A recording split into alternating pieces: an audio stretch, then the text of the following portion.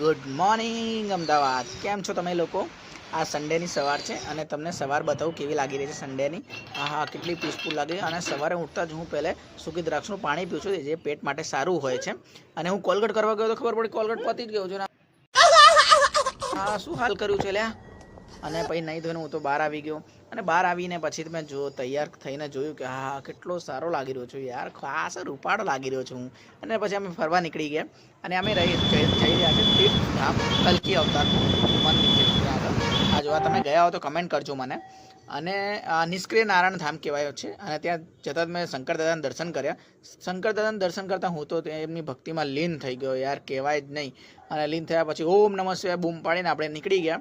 અને પણ ત્યાં આગળ આ ઘંટ વગાડતા હતા. આ ઘંટ વગાડીને ભગવાને કીધું તથાસ્તુ તથાસ્તુ. ગણપતિ બાપ્પા બધું જ જોઈ રહ્યા હતા હું જે કાંડ કરતો હતો, બરાબર.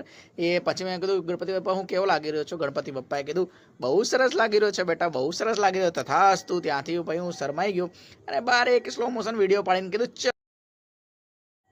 ચલો તો મળીએ નેક્સ્ટ વિડીયોમાં.